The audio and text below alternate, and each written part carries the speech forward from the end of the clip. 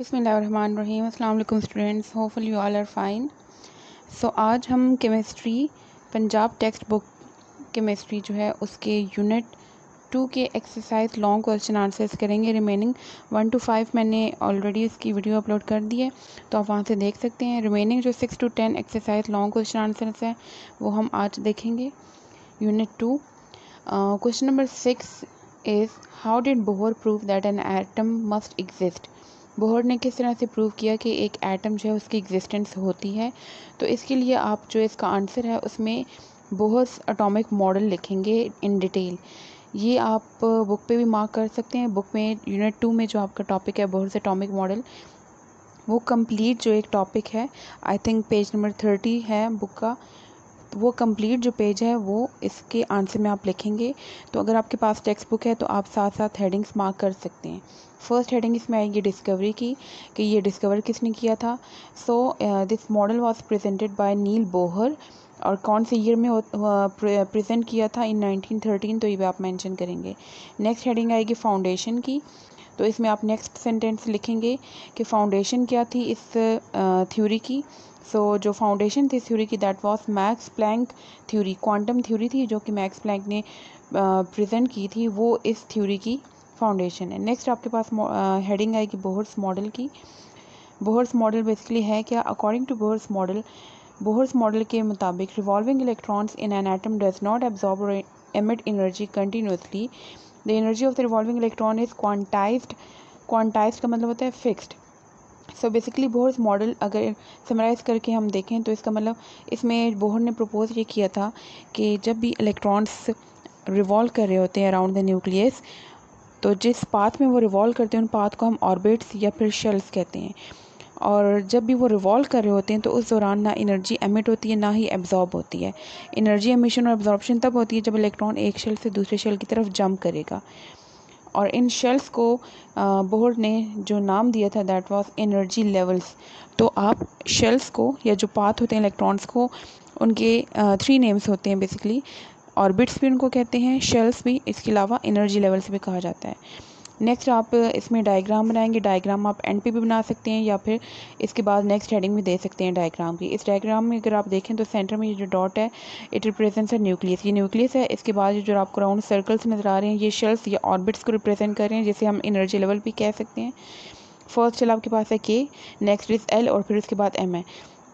अगर इस डायग्राम को आप देखें तो इसमें आप देख सकते हैं कि यहाँ पे सेकंड शेल से एरो की डायरेक्शन है towards third shell. It means कि सेकंड शेल से इलेक्ट्रॉन जंप कर रहा है टुवर्ड्स थर्ड शेल की तरफ उसने जंप करना है।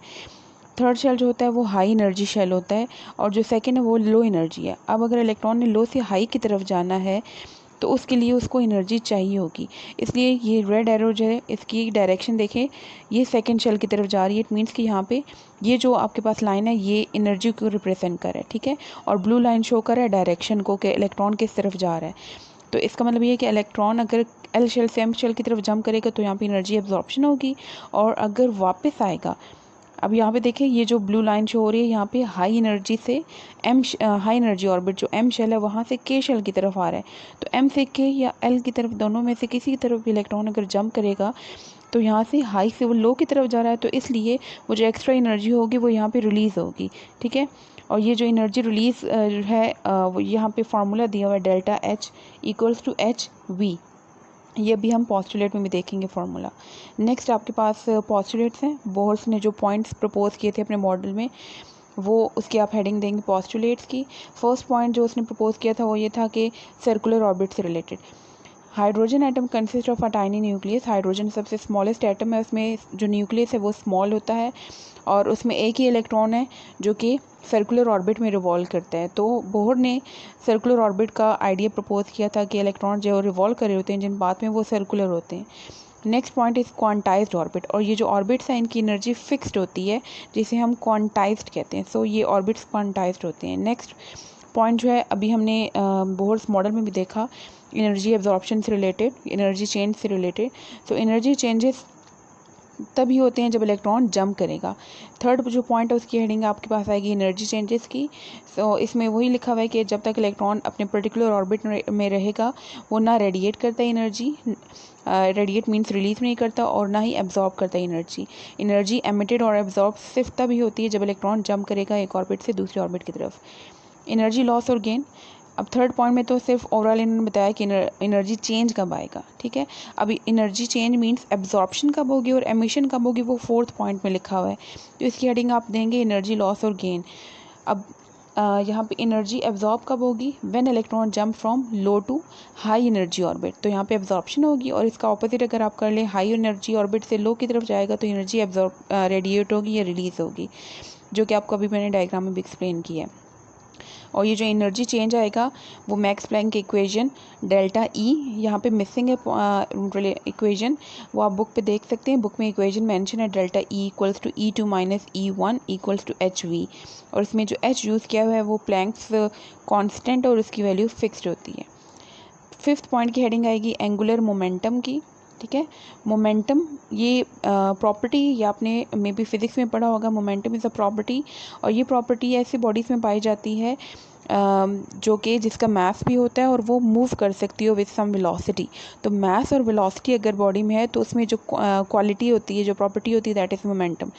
एंगुलर मोमेंटम तब होता है जब बॉडी सर्कुलर पाथ में मूव करे, तो क्योंकि इलेक्ट्रॉन्स सर्कुलर पाथ में मूव करते हैं तो इसलिए उनके पास एंगुलर मोमेंटम होता है। Electrons can revolve only in orbits, और इलेक्ट्रॉन सिर्फ उन्हीं ऑर्बिट्स में रिवॉल्व कर सकते हैं जिसका एंगुलर मोमेंटम फिक्स्ड होता है। और एंगुलर मोमेंटम का फार्मूला है mv/r। m is mass, v is velocity, r is radius, और ये इक्वल होता है nh/2π के। अब ये वाला जो आपके पास फार्मूला है ये नेक्स्ट क्वेश्चन में भी हम यूज़ करेंगे।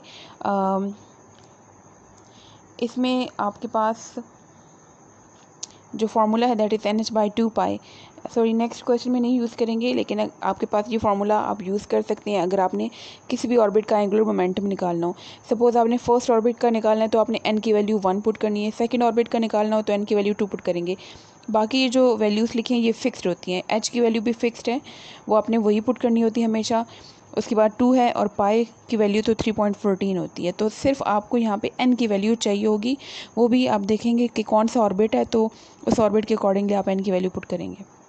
Next question is what do you mean by electronic configuration. Electronic configuration का क्या मतलब है। What are the basic requirements while writing electronic configuration of an element. किसी भी एलिमेंट या आइटम की इलेक्ट्रॉनिक कन्फिग्रेशन जब लिखते हैं तो उसके लिए क्या क्या रिक्वायरमेंट्स होती हैं। तो ये भी आपका टॉपिक है बुक में इलेक्ट्रॉनिक कन्फिग्रेशन का, जहाँ पे इसकी डेफिनेशन मेंशन है, वहाँ से ये बेसिकली स्टार्ट हो रहा है इसका आंसर। तो सबसे पहले आप इसमें हेडिंग देंगे, क्योंकि क्वेश्चन भी पूछा what do you mean by electronic configuration, तो सबसे पहले आप हेडिंग देंगे डेफिनेशन की, और इसमें आप इसकी डेफिनेशन लिखेंगे। इलेक्ट्रॉनिक कन्फिग्रेशन होता क्या है।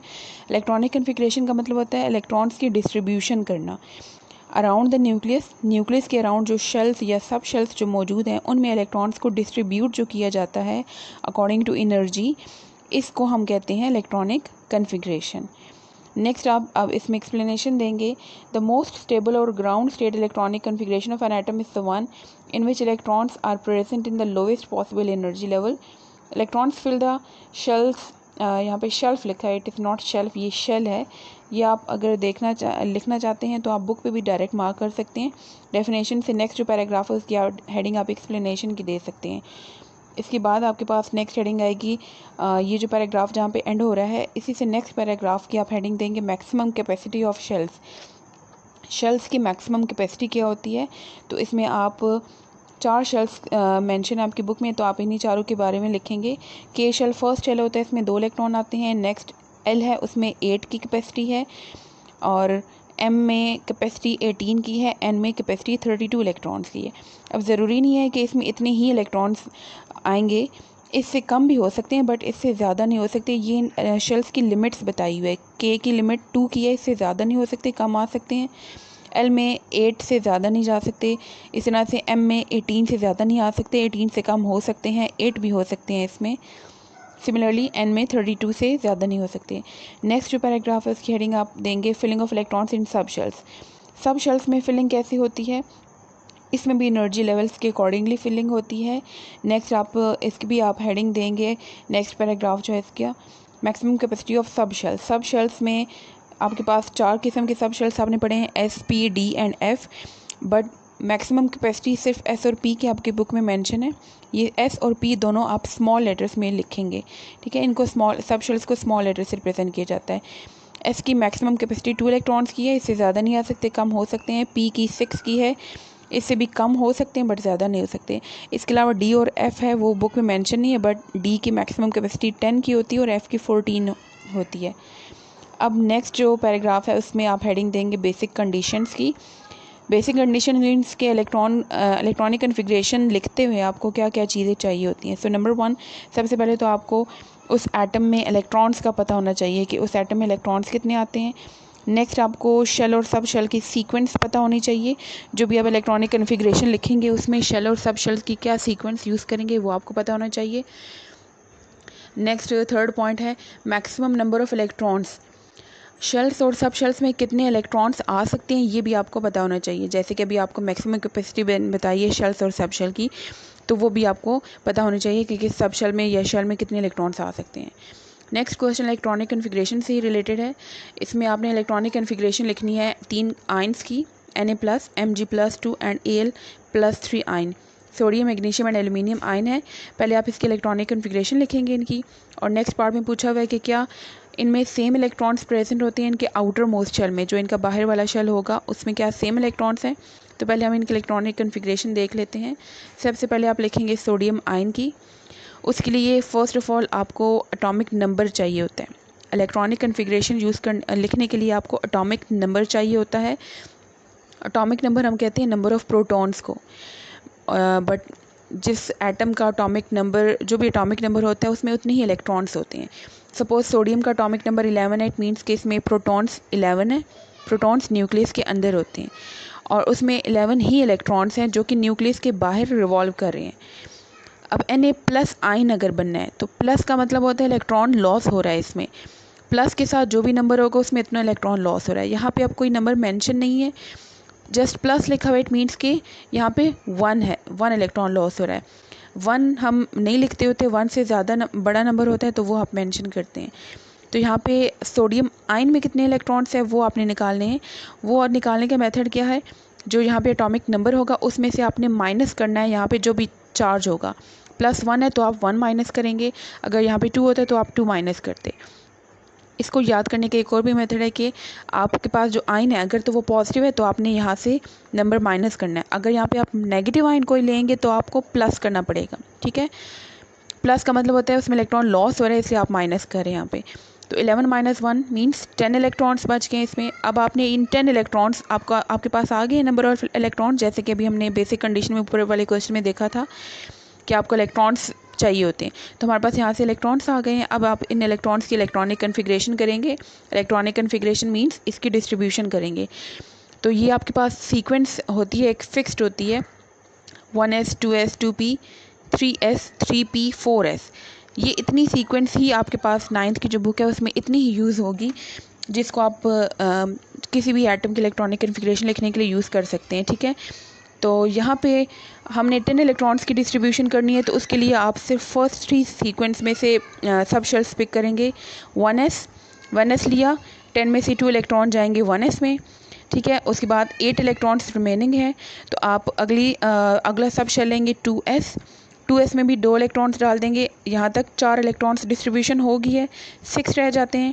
तो आप थर्ड वाला सब शेल लेंगे 2p, वो जो रिमेनिंग 6 रह गए वो इसमें आप डाल देंगे, क्योंकि मैक्सिमम कैपेसिटी जो सब शेल की है वो 6 की है, ठीक है। नेक्स्ट आप अब Mg+2 आयन की इलेक्ट्रॉनिक कन्फिग्रेशन लिखेंगे।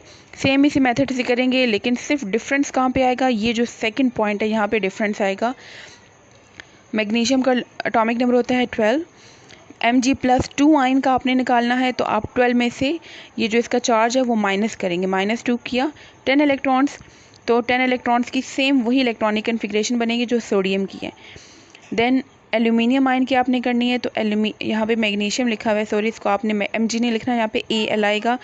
एटॉमिक नंबर ऑफ Al होता है 13, Al+3 में का आपने इलेक्ट्रॉन्स निकालने हैं, तो उसके लिए आप इस 13 में से 3 को माइनस करेंगे, अगेन 10 इलेक्ट्रॉन्स आ गए, तो इसकी भी इलेक्ट्रॉनिक कन्फिग्रेशन सेम होगी।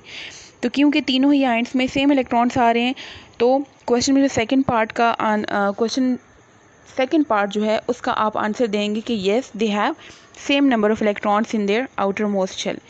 ठीक है, तो आपने उसका आंसर भी लाजमी लिखना है, इसके बाद ही नेक्स्ट लाइन में आप मेंशन कर सकते हैं। यहाँ पे मिसिंग है, मेंशन नहीं किया, बट आपने मेंशन लाजमी करना है क्योंकि क्वेश्चन में वो पूछा गया है। Next question is give the application of isotopes in the field of radiotherapy and medicines. आपकी बुक में पेज नंबर 40 पे आइसोटॉप्स की एप्लीकेशंस मेंशन है इन डिफरेंट फील्ड्स, बट यहाँ पे क्वेश्चन में सिर्फ रेडियोथेरेपी और मेडिसिन में इसकी इंपॉर्टेंस पूछी हुई है। रेडियोथेरेपी, थेरेपी का मतलब होता है treatment, and radio is used for radio active isotope, means कि रेडिएशंस को इस्तेमाल करके आप कैसे ट्रीटमेंट कर सकते हैं, इसको कहते हैं रेडियोथेरेपी। मेडिसिन्स में किस तरह से यूज़ होगा और रेडियोथेरेपी में आइसोटॉप का इस्तेमाल किस तरह से होता है, तो ये आपने मेंशन करना है। सबसे पहले आपने सेंट्रलाइज हेडिंग देनी है applications of isotopes.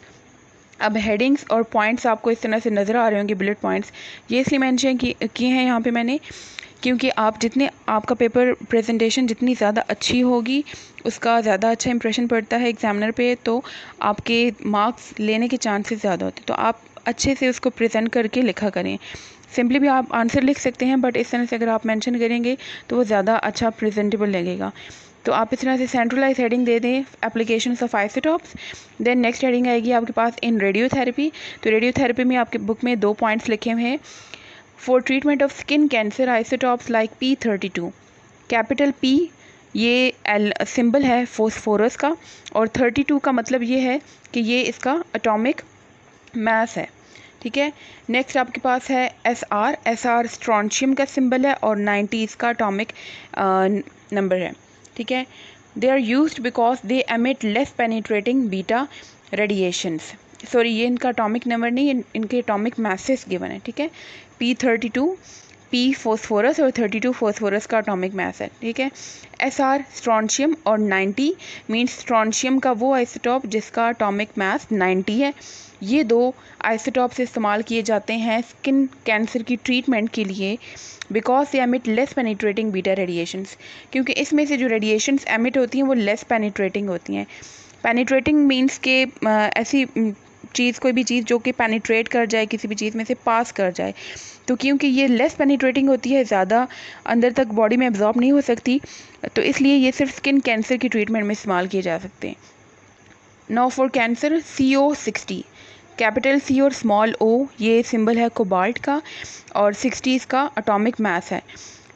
Affecting within the body, ये within the body effective होता है बिकॉज ये strong penetrating gamma radiations emit करता है। इसमें से जो रेडिएशंस एमिट होती हैं वो बॉडी के अंदर तक जा सकती हैं, इसलिए इसको बॉडी के अंदर अगर कैंसर या ट्यूमर है तो उसके लिए इसकी ट्रीटमेंट के लिए इसको इस्तेमाल किया जाता है। तो ये 3 किस्म के आइसोटॉप्स है और इनके यूजेस गिवन है कि रेडियोथेरेपी में इनका इस्तेमाल कैसे होता है। अब मेडिसिन में इस्तेमाल कैसे होता है, radioactive isotopes are used as tracers in medicines to diagnose the presence of tumour in the human body. Tracers means इनको ट्रेस किया जाता है इन रेडियो एक्टिव आइसोटॉप को बॉडी के अंदर सेंड करके, देन इनके पाथ को ट्रेस किया जाता है और बॉडी के किस पार्ट में ट्यूमर है उसको आइडेंटिफाई किया जाता है, डायग्नोस किया जाता है। ठीक है, अब एक नेक्स्ट पॉइंट में एग्जांपल मेंशन है आइसोटॉप ऑफ आयोडीन 131।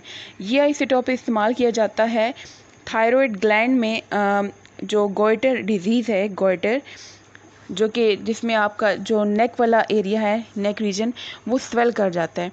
ठीक है, उसको गोइटर कहते हैं, और ये थायराइड ग्लैंड की डिजीज़ है। थायराइड ग्लैंड भी नेक वाली रीजन में हमारे पास एक ग्लैंड प्रेजेंट होता है, ये वहाँ पे उसमें ये स्वेलिंग हो जाती है, इसको कहते हैं गोइटर।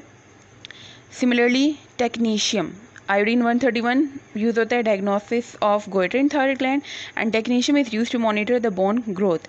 तो ये 2 आइसोटॉप्स के यूजेस लिखे हुए हैं। Next question is what is an isotope, describe the isotopes of hydrogen with diagram. What is an isotope, इसमें आप आइसोटॉप की डेफिनेशन और थोड़ी सी उससे रिलेटेड एक्सप्लेनेशन जो बुक में मेंशन है वो आप लिखेंगे।